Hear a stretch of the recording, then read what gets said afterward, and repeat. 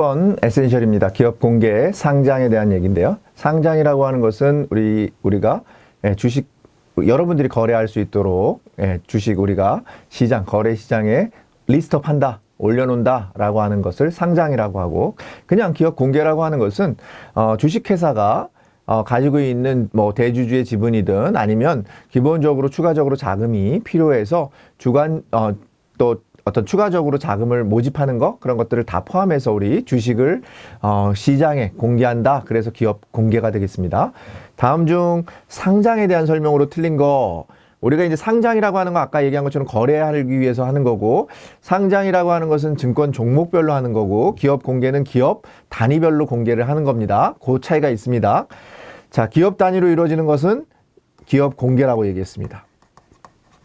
그러니까 틀렸고요. 우리가 증권 종목별로 거래가 되는 거니까 정답은 1번이고, 상장은 공인된 거래소에서 증권 거래가 될 수 있도록, 여러분이 사고 팔 수 있도록 해주는 것을 우리가 상장이라고 한다. 코스닥 시장의 상장 요건은 유가증권 시장보다 다소 완화된 기준을 적용한다. 맞죠? 코스닥은 상대적으로 우리가 코스피 시장이 있고, 그냥 코스피를 유가증권 시장이라고 하는데, 유가증권 시장보다는 조금 더 완화된 조건을 가지고 있어요. 코스닥이라고 하는 것은 기술주 중심이죠. 회사의 공신력 제고, 주식의 유동성 증가 등의 효과가 있다. 그죠? 우리가 상장, 공개를 함으로써, 상장함으로써 많은 사람들이 믿죠. 그래서 우리가 이제 상장을 하게 되면 실제적으로는 그 기업에서는 많은 그런 수고가 따르죠. 막 공시도 해야 되고 뭐 특별한 내용들이 발생을 하게 되면 다 안내를 해줘야 돼요. 왜냐하면 이거는 시장에서 즉시 그죠? 그 분단위, 초단위로 거래가 되고 있기 때문에 여러분들이 그런 부분에서는 훨씬 더 주식의 유동성이 늘어나는 거죠. 사고 팔고 하는 부분이 늘어나는 부분들이 그런 영향을 준다. 상장의 효과라고 우리가 볼 수 있습니다. 주식회사라고 하는 것은 여러분들 주식회사 주식회사가 뭐냐 이렇게 시험에 자주 나오지는 않습니다. 근데 한번 우리가 주식회사라는 거 하는 건 뭡니까? 여러분들이 투자자가 자본을 모아서 회사를 설립한 다음에 그 회사의 소유권, 그죠? 투자 자본금을 나누어 가지는 것, 주주가 주식으로 나누어 가지는 것을 우리가 상법상에서 주식회사라고 한다. 그런 정도 그냥 상식적으로 기억하시고요. 이익 배당이나 자녀재산 부분 등에서 우리나라 표준, 보통주. 그러면은 배당을 먼저 주는 걸 뭐라고 합니까? 우선주. 이런 정도 기억하시면 되겠고, 이런 부분들이 섞여 있는 거 혼합주 뭐 이렇게 되겠습니다. 그 다음에 주식으로 물론 후배주라고 하는 것도 있어요. 배당을 뒤에 주는 거. 주식으로 조달된 자금은 여러분들 채권 같은 경우는 상환할 의무가 있죠. 그죠? 채권은 빚입니다. 빚은 상환해야 되죠. 그러나 주식은 지분을 여러분들이 나눠 가진 거기 때문에 자기 자본으로 상환돼서 상환할 필요가 없습니다. 그래서 주식은 자기 자본, 채권은 타인 자본이다. 이런 것도 우리가 주식과 채권을 비교할 때 종종 나오는 부분이니까 같이 기억하시면 좋겠습니다. 기업 공개는 주식 발행 또는 채권 발행. 우리 기업 공개라고 하는 것은요, 무조건 주식 발행입니다. 공개라고 하는 건 주식이죠. 채권이라고 하는 것은 빚이에요. 빚. 그러니까 빚을 통해서 공개를 어떻게 합니까? 그죠? 이걸 사주는 사람이 필요한 건데, 기업 공개란 다수의 투자자에게 주식을 분산하는 것을 말하며 기업이 발행한 증권 종목별이 아니라 기업 단위별로 이루어진다고 했습니다. 증권 종목별로 이루어지는 것은 뭐라고 얘기했습니까? 상장이라고 했습니다. 기업자가 들어가니까 기업 단위예요. 상장은 우리가 증권 종목별이다. 우리나라에서는 의결권이 없는 주식을 발행할 수 있습니다. 이건 그냥 암기하시면 될 것 같아요. 무의결권 발행 가능. 기업 공개 과정에서 발행된 주식은 반드시 거래소에 상장되어야 되는 필요는 없습니다. 상장하는 것은 우리 대주주의 의사결정인 거죠. 내가 상장을 통해서 유동성을 늘려서 안정적으로 내 그런 지분이 거래되도록 하겠다 생각하시면 상장인 거고, 아까 말씀드린 것처럼 상장을 하게 되면 여러 가지 절차들이 따릅니다. 그래서 그러한 부분들이 난 싫다? 그러면은 공개만 해서 우리가 주주들을 여러 번 확대해서 우리가 안정성은 키우되 상장은 하지 않을 수도 있습니다. 그런 내용, 우리가 기업 공개, 상장에서는 기업 공개는 기업 단위로 이루어지고 상장은 증권 종목별로 이루어진다. 이런 정도 기억하시면서 에센스 10번 마치도록 하겠습니다. 11번 증자 감자에 대해서 한번 보겠습니다. 증자라고 하는 것은 자본금을 늘리는 거, 감자라고 하는 것은 자본금을 줄이는 거. 증자라고 하는 것은 회사가 잘 되거나 아니면 회사에 자금이 필요할 때 우리가 주주들을 늘리는 거, 그죠? 자본금을 늘리는 거, 이렇게 생각하시면 되겠고, 우리가 이제 회사가 잘 안 돼요. 안 돼가지고 우리가 안타깝지만 이런 일이 발생하면 안 되겠지만 기업을 운영하다 보면 회사가 잘 안 돼서 우리가 자본금을 축소해서 기업의 안정성을 도모한다든지 그 다음에 어떤 부실 부분이나 이런 부분들을 우리가 삭감을 해서 좀 더 기업이 안정적으로 될 수 있도록 만들어주는 것을 우리가 감자라고 한다. 증자 및 감자에 대한 설명으로 옳은 거. 자, 무상증자하는 경우 있습니다. 여러분들 주식이 증권회사들이 무상증자를 하는 경우가 있는데 그런 경우에는 우리가 실질재산, 증자를 했는데 무상이에요. 그러면 재산이라고 하는 게 늘어나면 모든 기업이 다 무상증자할 거 아닙니까? 그죠? 재산이 늘어나는데 그게 아니라 자본금은 증가하지만 재산은 증가하지 않습니다. 그 얘기는 무슨 말이냐면 자본금은 내가 주식으로 무상증자를 하니까 내가 갑자기 100주를 가지고 있었던 사람이 무상증자 100%를 하게 되면 200주가 되는 거죠. 그렇다고 회사가 200주가 된다 그래서 회사의 실질적인 재산이 늘어나는 게 아니에요. 가격이 주가가 떨어지거든요. 통상적으로는. 근데 자본금은 증가하는 거. 그런 내용들을 얘기하고 있고요. 유상증자, 우리가 돈을 받고 자기 자금, 주식을 공개하는 경우에 대해서는, 증자하는 경우에 대해서는 기업의 자본금과 실질재산 모두가 증가합니다. 여러분들 추가적으로 돈이 들어오는 거예요. 예, 유상증자한다는 얘기는 여러분들 제3자 배당이나 아니면 주주 배당 이런 것들을 통해 일반 공모를 통해서 실은 자본금을 증가시키는 거예요. 그렇기 때문에 자본금만 늘어나는 게 아니라 재산도 늘어난다. 감자 후에도 감자했으니까 자본금은 당연히 줄어들겠죠. 그죠? 자본금을 줄였다는 얘기니까. 감자는 주로 이익 잉여금이 발생했을 때 아니죠. 이익 잉여금이라고 하는 것은 기업이 잘 됐다라고 하는 거잖아요. 기업이 잘 되면은 감자를 하지 않습니다. 기업이 안 됐을 때 실은 우리가 사업이 어렵기 때문에 우리가 주식수를 줄이는 거, 자본금을 줄이는 것을 감자라고 합니다. 그래서 이 내용은 틀린 내용이 되겠습니다. 그래서 정답은 2번이 되겠습니다. 가장 일반적인 유상증자 형태가 주주배정입니다. 주주배정, 제3자 배정, 일반 공모, 직접 공모 이런 것들이 있는데요. 유상증자의 종류에 대해서 매칭을 시켜놓고 틀린 답을 고르는 문제가 종종 나옵니다. 유상증자의 종류 3가지 제3자 배정, 주주 배정, 직접 공모, 일반 공모 이런 것들을 써놓고 서로 바뀐 그런 내용들 설명을 우리가 매칭시켜 놓는 그런 시험 문제가 나오니까 여러분들 그런 부분에서 문제를 골라내시면 되겠습니다. 배당금을 재원으로 시중에 유통되는 주식을 사서 주식수를 줄임으로써 주당 가치 높이는 거. 우리가 가끔 공시 나오는 거에 보면 삼성전자가 자기의 주식 가치를 높이기 위해서 자사주를 매입을 해요. 자사주를 매입을 해서 그 매입된 주식을 소각할 경우도 있고요. 자사주 매입을 해서 그것을 임원들한테 또 나눠주는 스탁 옵션 제도를 운영하는 경우도 있습니다. 그 모든 것들이 전부 다 주당 가치를 높이는 방법인데 그걸 뭐라고 한다? 자사주 매입이다 라고 합니다. 그렇게 기억하시면 되겠고요. 일반 공모는 제3자. 자, 일반인데 제3자 이러니까 벌써 말이 안 되잖아요. 그죠? 신주 인수권을 부여하고 신주를 발행하는 방식 뭐라고 얘기합니까? 우리가 제3자 배정 방식이니까 일반 공모가 아니고요. 요렇게 시험에 나온다는 얘기입니다. 직접 공모는 인수기관을 통하여 발행회사가 직접 타인의 책임과 계산에 따라서 타인인데 어떻게 직접이 되겠습니까? 자기의 계산, 책임과 계산에 따라서 우리가 신주를 공모하는 방식을 직접 공모라고 합니다. 자사주 매입은 무상증자의 방법으로 자본금을 우리가 증가시킨다. 이렇게 얘기했습니다. 아까 말씀드렸습니다. 자사주 매입이라고 하는 건 실질 재산 같은 경우에는 우리가 증가할 수 있는데 무상증자라고 하는 것은 우리가 자본금하고는 관련이 없다. 자본금을 증가시키지는 않는다라는 거예요. 그렇게 기억하시면 되겠습니다. 그 다음 무상증자의 방법도 아니겠죠. 자사주 매입은 내가 감자하는 거죠. 그죠? 일단 감자도 아니고 주식을 내가 사들이는 거, 그걸 우리가 자사주 매입이다 라고 했으니까 틀린 내용이 되겠습니다. 자, 11번 우리가 증자나 감자는 자본금을 증가시키는 거, 자본금을 줄이는 거. 그 중에 우리가 시험에 자주 나오는 건 뭐라고요? 예, 유상증자의 종류. 이런 정도 여러분들 기억하시면 좋을 것 같습니다. 유상증자의 종류 꼭 기억하시면서 11번 마치도록 하겠습니다. 에센셜 12번 위탁 수수료와 증권 거래세에 대해서 살펴보도록 하겠습니다. 문제 한번 보겠습니다. 다음 중 증권의 종류와 증권 거래세율이 잘못 연결된 거 고르는 문제입니다. 자, 증권 거래세율은 특히나 이제 작년 연말에 세법이 개정이 되면서 조금 바뀌었어요. 기존에는 우리가 여러분들 기억하시는 것처럼 0.23, 0.43 이렇게 해서 뒤에 3자가 들어갔는데 우리가 바뀌어서 올해는 코스피 유가증권 시장 같은 경우하고 그 다음에 코스닥 같은 경우는 0.2%. 더 쉬워졌죠? 0.2%. 그 다음에 우리가 비상장 주식 같은 경우는 0.43%. 그죠? 그 다음에 코넥스 우리가 장외죠. 이것도 마찬가지로 장외인데 우리가 이제 얼마 남지 않은 상당 코스닥이나 코스피에 상장하기에 얼마 남지 않은 거에 대해서는 0.1%를 적용받습니다. 자, 기억하세요. 0.23이 없어졌습니다. 0.2% 코스피 코스닥 0.2%. 그 다음에 비상장 주식 0.43. 그 다음에 코넥스 0.1. 자, 코스닥이니까 몇이라고요? 0.2. 중요한 거는 누구한테요? 매도자. 그죠? 매도자, 매도 금액에 대해서만 우리가 증권거래세를 부과하고 있습니다. 매수자에게 대해서는 부과되지 않습니다. 비상장 주식 0.43 맞고요. 코넥스 0.1.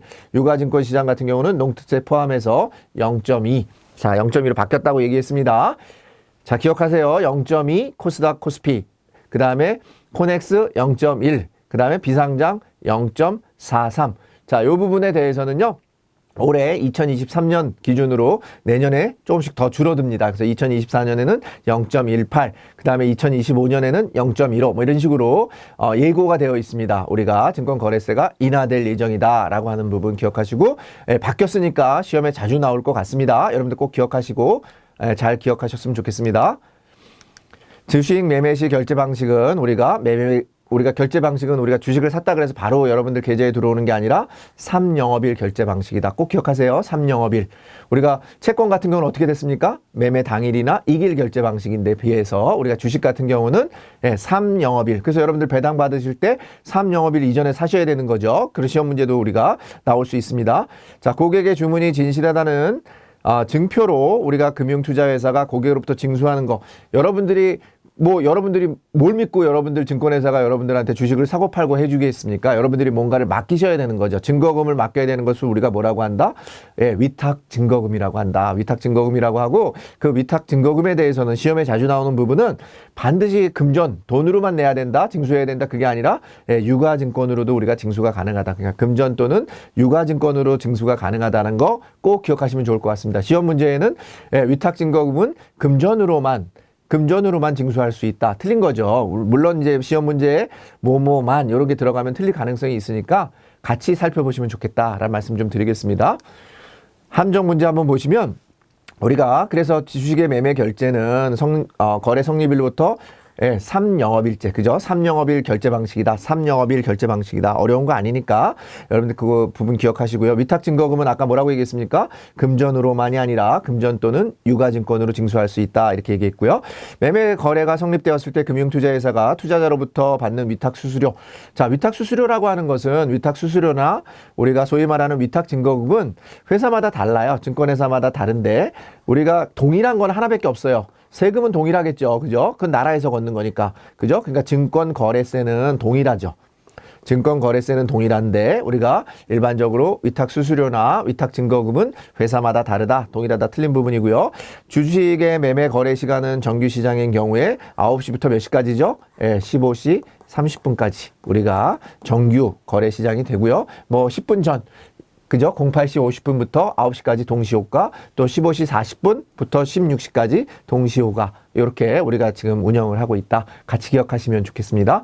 자, 우리 에센셜 12번 위탁수수료와 증권거래세는 죄송합니다. 우리가 바뀐 부분이 있다는 거예요. 그죠? 세법이 개정되면서 올해 바뀐 부분이 뭐라고요?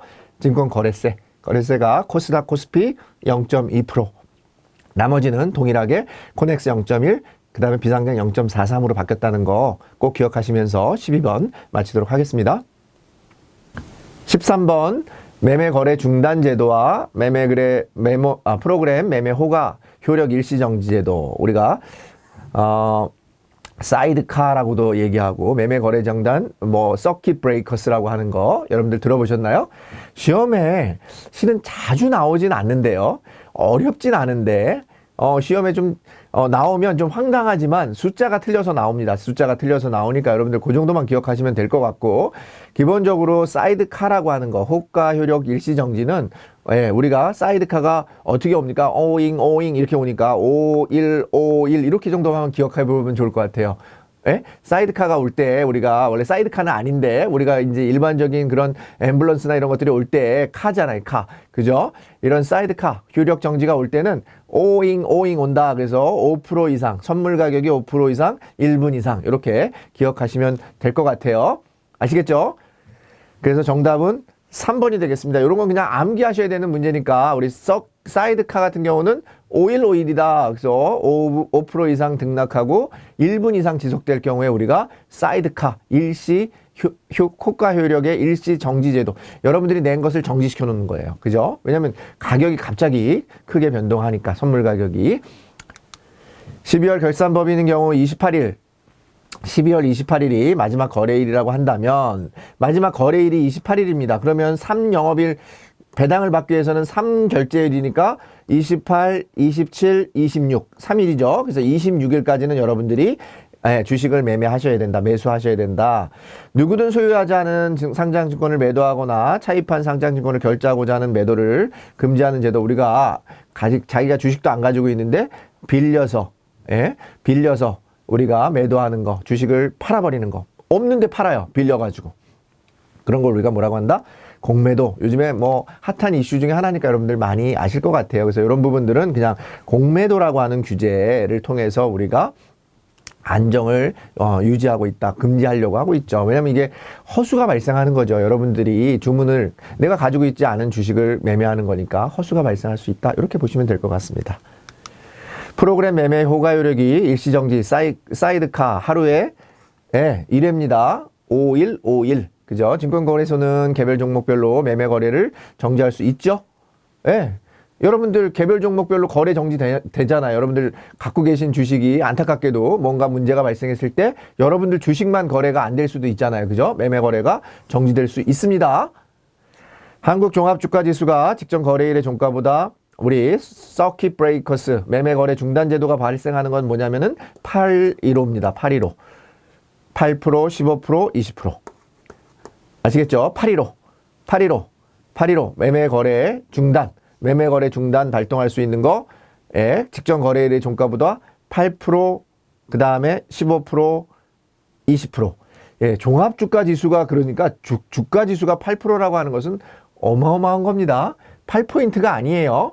8%입니다. 지금 우리가 예를 들면 2400인데 종합주가 코스피 지수가 예를 들어서 2400이다. 그러면은 8%면 얼마입니까?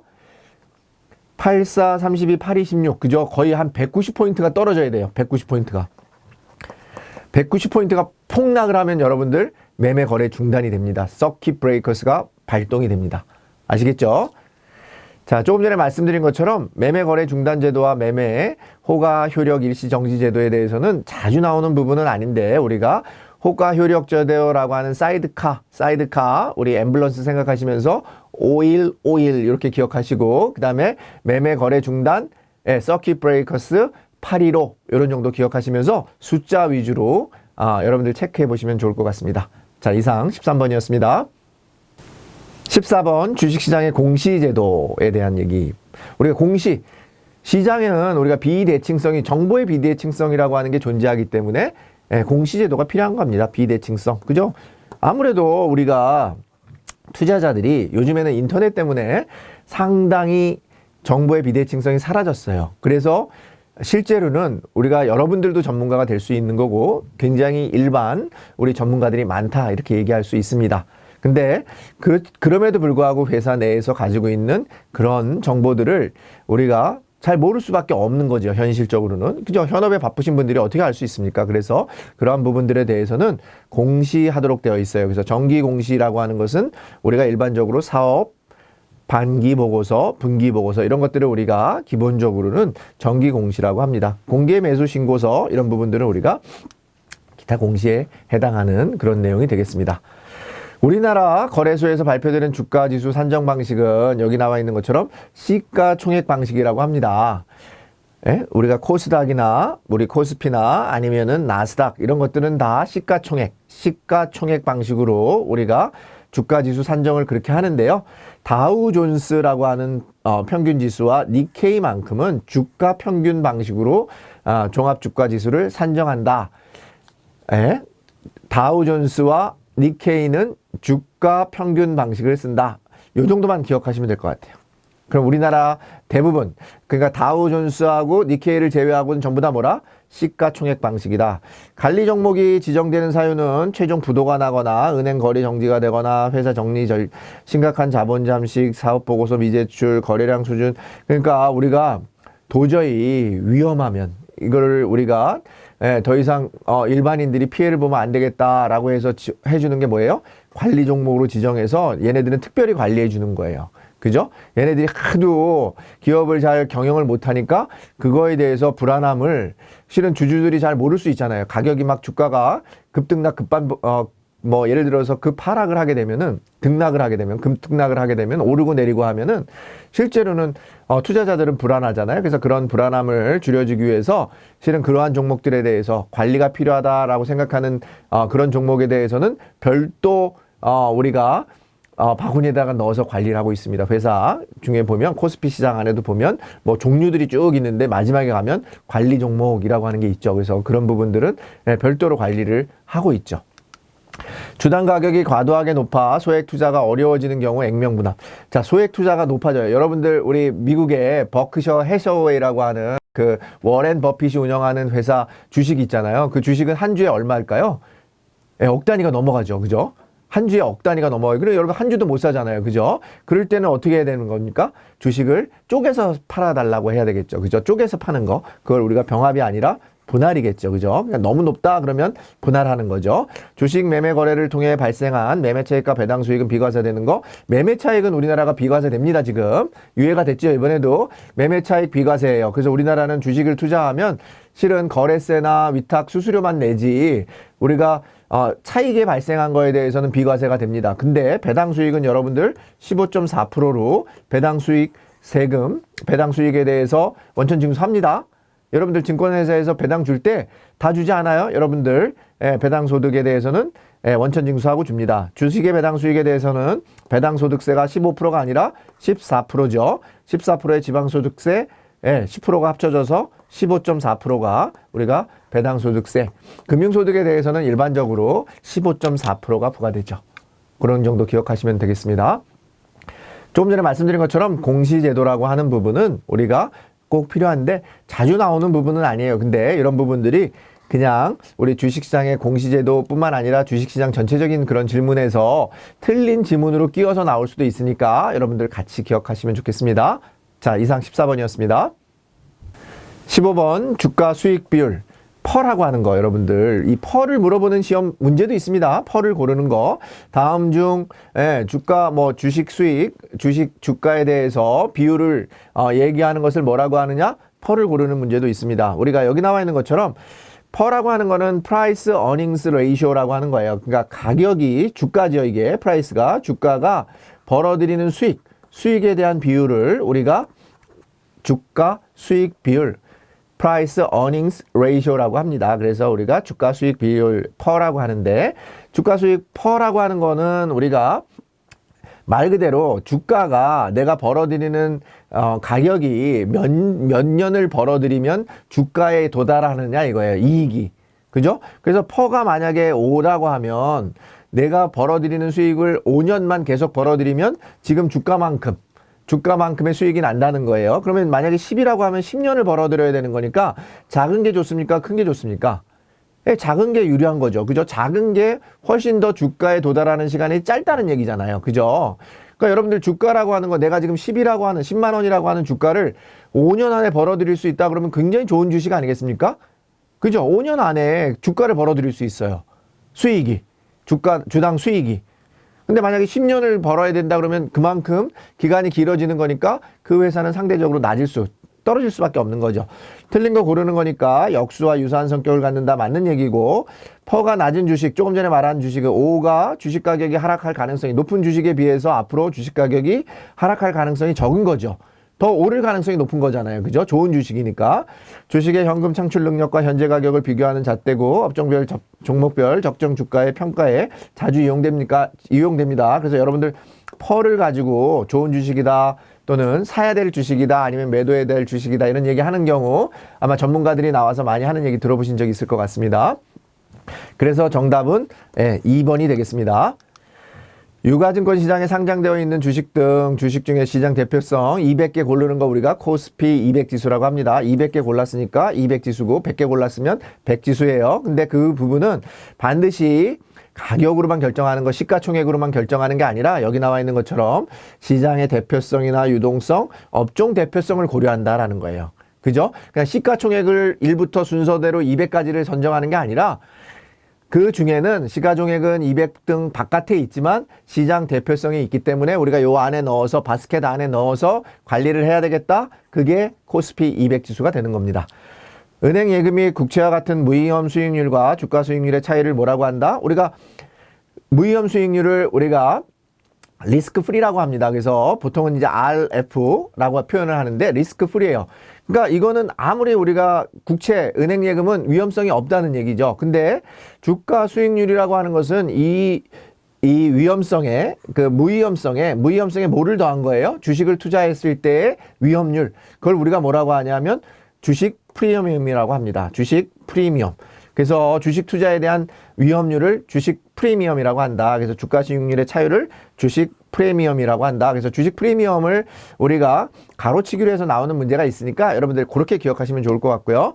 현재 주가가 10,000원이고 단기 순이익이 200만 원입니다. 발행 주식수가 1000주일 경우에 펄을 구하는 거 공식은요. 우리가 펄을 구하는 거 여러분들 공식 또 이렇게 계산하는 거 나왔는데 어렵다 이렇게 생각하면서 포기하실 것 같은데 쉽습니다. 이거는 뭐냐면은 EPS를 먼저 구하셔야 돼요. 이렇게 나오는 경우에는 EPS라고 하는 게 뭐냐면은 earning per share입니다. earning per share. 주식수를 주가, 그러니까 순이익을 우리가 주식수로 나눈 거예요. 그러니까 200만 원을 그죠? 200만 원을 우리가 발행 주식수가 1000주예요. 주식수로 나눴어요. 그러면 2000이 되겠죠. 그죠?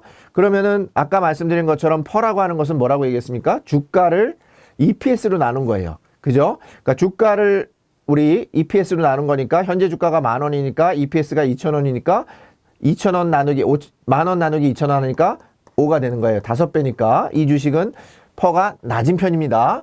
보통 15 넘지 않으면 낮은 거예요. 여러분들이 아시는 많은 주식들이 우리 성장 주식들 있잖아요. 테슬라 이런 주가들 보시면은요, 막 50배, 60배 이렇게 갑니다. 그런데도 투자하죠. 왜냐하면 성장성을 보는 거기 때문에 그렇습니다.